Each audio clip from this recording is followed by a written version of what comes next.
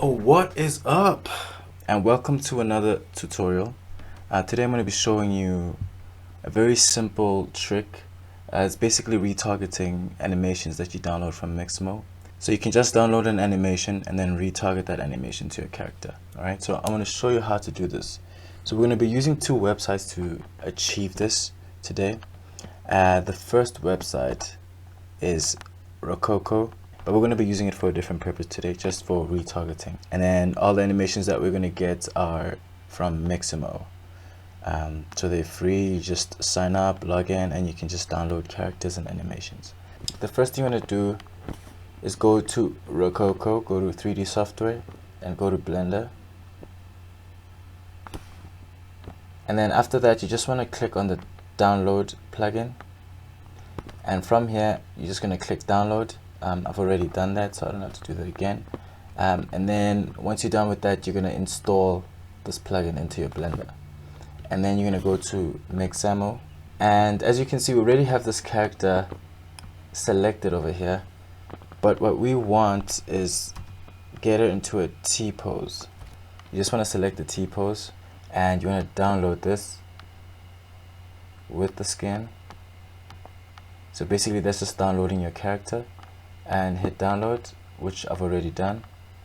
And then the next thing you want to do is go find an animation.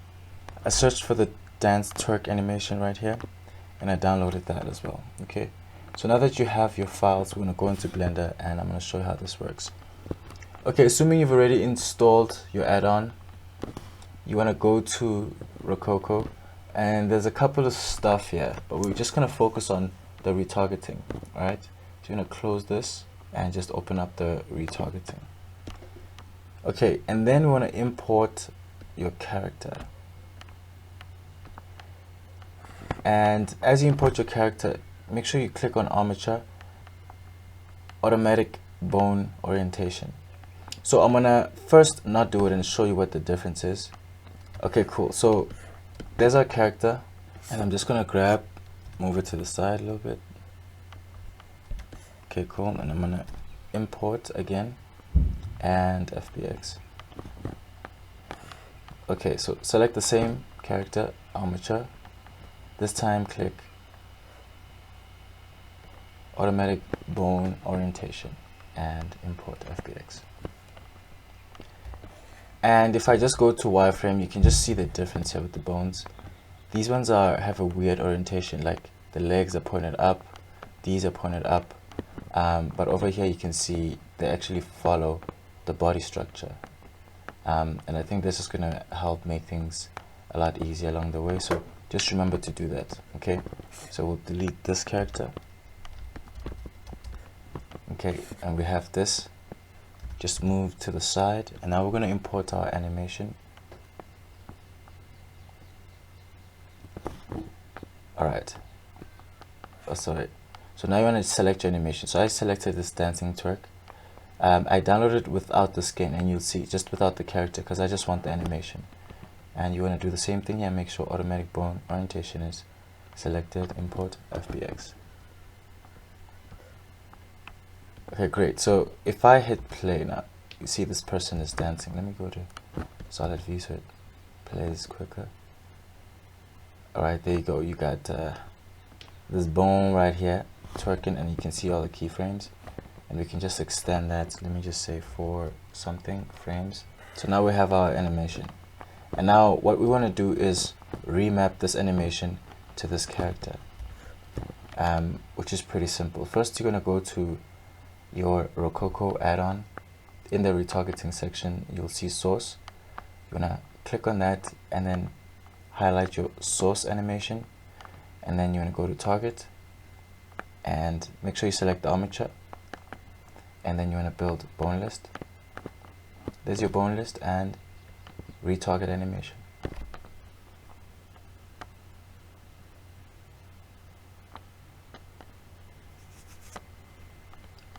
Bam, baby. What's my name? Alright, there you go. Like it's pretty cool, pretty standard. But now that we have the animation mapped or remapped or retargeted to the character, we can delete the armature and it will still work. Okay, select the whole armature, just armature, and hit Alt G to move it back to the center. And for more control, what I like to do, I mean, you could control this, but I like to add like an empty circle, rotate it 90 degrees, and just parent it. And then now you can just move this character without really messing with the animation, and just move them wherever you want. Alright, so now we're just gonna push this a bit further and just create a little scene.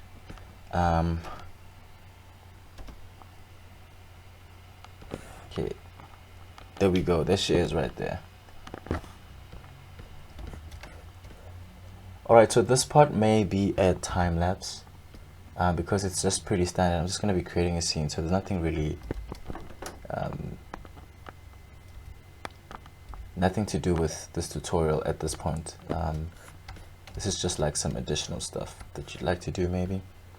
And I like to work in the animation tab because I get a window of like a preview of my camera, and that way it makes it easier to build the scene. So like I'm only working with what the camera sees. So I'm just going to switch the focal length to 50 and then just position the camera. Okay, so just move a little bit forward and maybe take a little bit down. Yeah.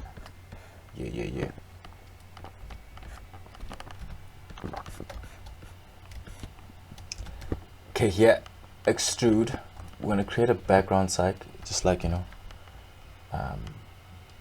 for photographers or commercial videographers and all that, like using that site, baby.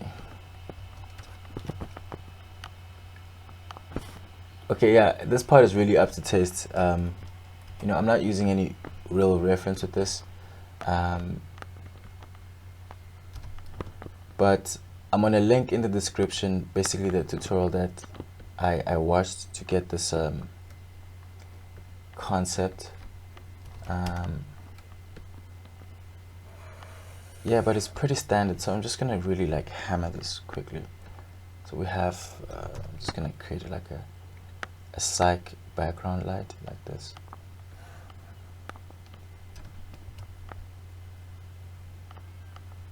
Alright, that just silhouettes her. And then I'm going to duplicate this and then go to the top view, and then if you hit Shift T, you'll be able to like direct where the light is pointing. So I'm going to point it towards the character. Alright, go to side view, make sure that that is hitting the character. Just rotate it a bit and just crank up the strength. Another thing you want to do, make sure you always click contact shadows, because as you can see there's something weird with the shadows when you don't click that. And then you want to change the bias to 0.1, and then the distance, something like 10 meters is fine. Yeah, let's just keep hammering this. So I'm just gonna maybe add one more light as the key light.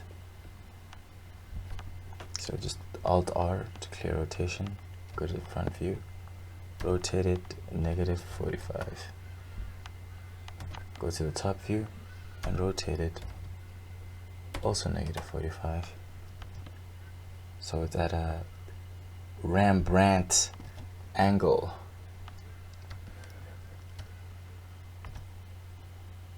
Alright, so now it looks like we probably added like a lot of lights, but that's just, you know, because this thing is like pure white, so it's reflecting a lot of light. So we're just gonna darken it.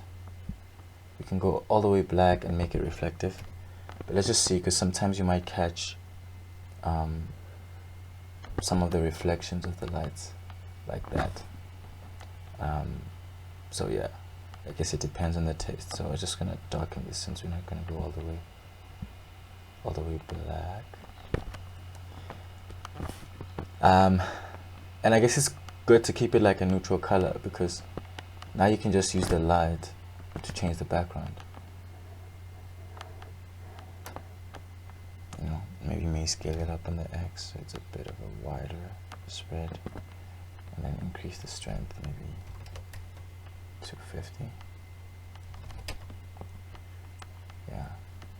Another trick with the light, instead of punching in the numbers, you could, almost treat it like a remote. Like, okay, cool, I want double the power and go ×2. I'm like, no, I just wanna cut it down by 4. Divide it 4 times or multiply it 5 times. Just want it 5 times brighter. And you can just start playing around with these and colors.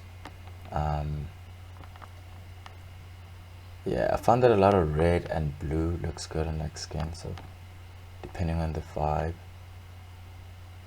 So I guess I'll just go for the typical red and green.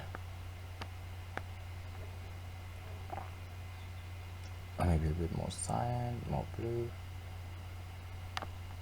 So what I also like about this is like now you can start creating different, like if you're shooting music videos, you can start sort of setting up different looks. Okay, then we have this. I think I'm going to change this to a spotlight, and I'm going to hide these other lights so I can actually see what each one is doing. Alright, so this is our spot, and we just want this to be our rim light. So just increase the blend size and pump this up maybe like 4 times, because rim lights are usually quite bright. Just make sure it covers her up like that. Another thing we can do is sort of cheat by working with the custom distance, so it doesn't hit the floor as much, but it can hit her, and then maybe just double the power, or maybe ×5. It can be really bright. Just want like a very strong rim light.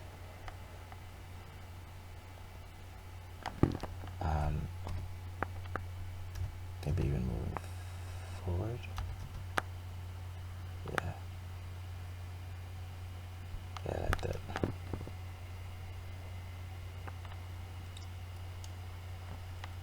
Okay, great. So that's our one light.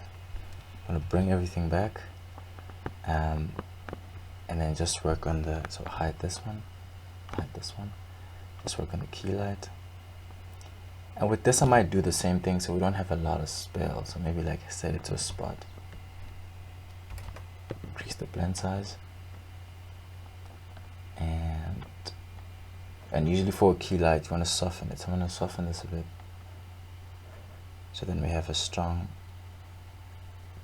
black edge light and a soft key light. Okay, great. I really like how that's looking. Another thing I like to think of, like lighting wise, I mean you could flood this with colors, but it's, it's very easy to just do your own thing, but it's usually good to keep one light at least like white, to sort of reorient, because I mean like if everything was a different color, it might be the same as like shifting hues, not directly the same, because light works differently obviously, but I think keeping a white light, whether it's for the key or for the rim, sometimes I don't know, it just makes it look more grounded. But you can still just add a little bit of tone or color to the backlight, maybe like a little cool to sort of separate from the warm key light. Yeah, I think that's pretty much that. Another thing you could add, which also contributes to lighting because of the way it reflects, or rather refracts light, is adding a volume. So you want to go to viewport, visibility, set that to bounce. Let's just check if the camera is still working. There we go, it is.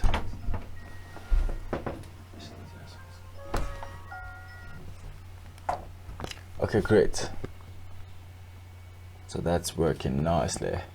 We'll go to shading, delete that, add a volume scatter.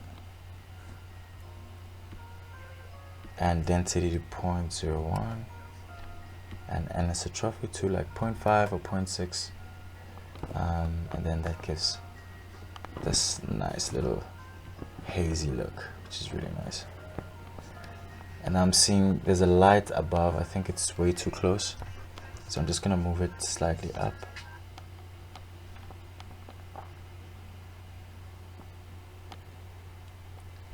And then just make sure that you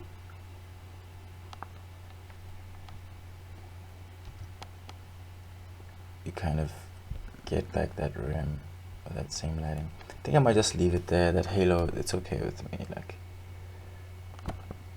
don't feel too finarky about it. Okay, so I'm gonna show you one more trick, right, with spotlights especially, because it's usually hard to like move them and then have to change the rotation and all that. So you wanna basically point the 3D cursor to where you want to create, like where you want the light to point. Okay, so you're going to create an empty sphere, scale it down a little bit. Now you're going to take this light and we're going to add a track to constraint, and we're going to select our latest empty, which I think is empty 2, but just make sure. So I'm going to call it F2, I'm going to call it light point. Yeah, like that. Okay, and you're going to select your light point. And now the cool part about this is no matter where you move the light, it's always going to be pointed exactly where you want it, you know. So now this would have taken so much more time to set up this light, but now I know it's pointed directly out of phase. So then I can start doing things like these. So I could duplicate this and then have another one a little bit to the front. Maybe a little bit to the side, or not that side, maybe this side. And this could be like, I don't know, alternative light. So I'm just going to crank this down a whole lot, like divided by 10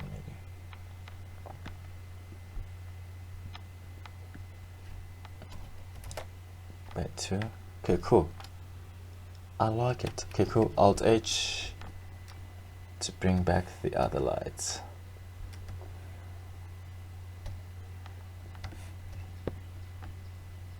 And with this, you can also increase the size if you wanted to have more of a spread, or less of a spread. Okay, but we'll just leave it where it is.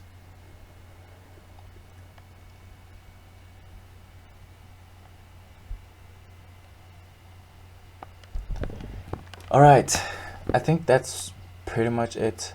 The other thing you can do from here on, we just want to duplicate these characters, so I'm just going to move them to a new collection and call character or dancer or whatever. And then we're going to add a collection instance with our character. Make sure you Alt G to clear the location, go to top view, and then now you want to position them appropriately. You know, you want to play choreographer or something. So maybe, since the light is more this way, so we'll have this kind of formation. Okay, and then she's in the dark over there. So that's when, you know, you start increasing this mother level right here, just to encompass them. But I think I'm going to move them back. Right there. G1. Yeah, like that.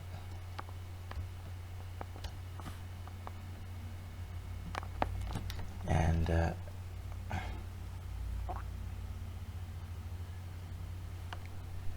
okay, great. Okay, one more thing you can do is maybe take this to the compositing.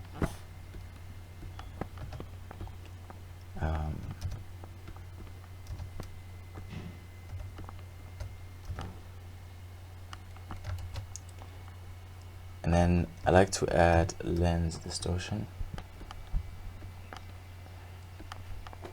So ideally I like to do my compositing in DaVinci Resolve, but like there's certain things like this distortion which I kind of like, I don't know if Blender can do the same.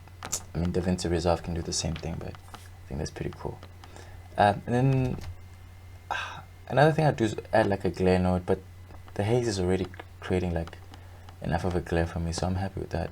So I'll probably just add a color balance just to do a bit of color grading. So maybe add some reds to the shadows, or cool it down, maybe match that teal tone.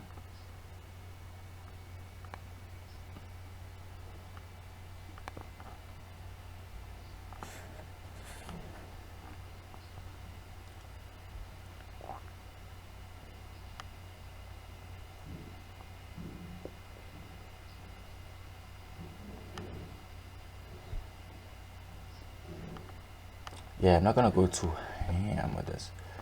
And then plug that into the compositing. Now if we go back to animation or whichever tab, just to compare, so this is F11, we go to 2.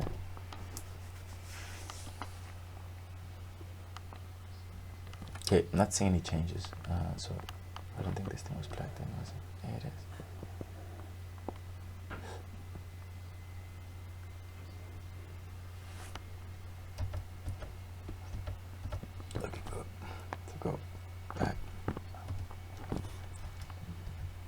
Okay, cool, so we do have a change.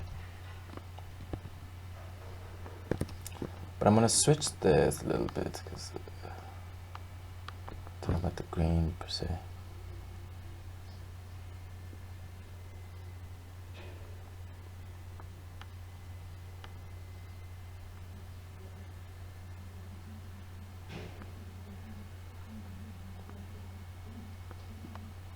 Okay.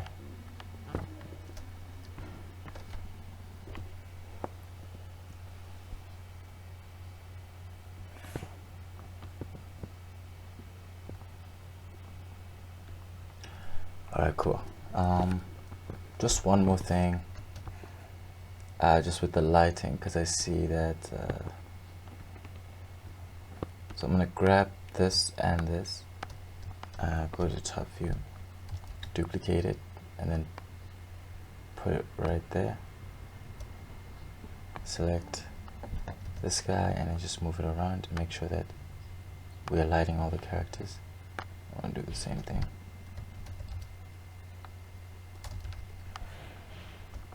Select the NT.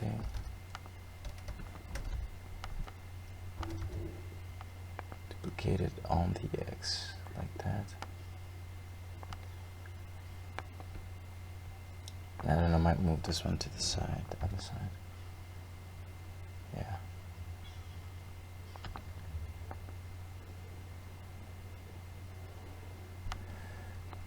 Okay, now that we're here, I think probably should add a bit more color. So I'm going to make this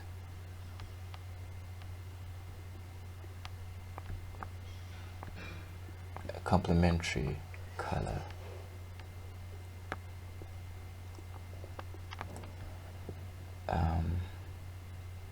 We already have that there, have that, and maybe change this color as well. Okay, that's a bit extreme.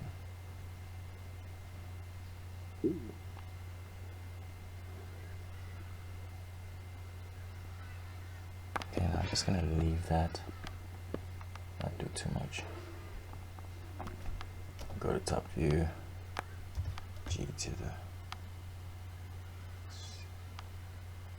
like that. Yeah. Alright, then all that's left really to do is just to save this out.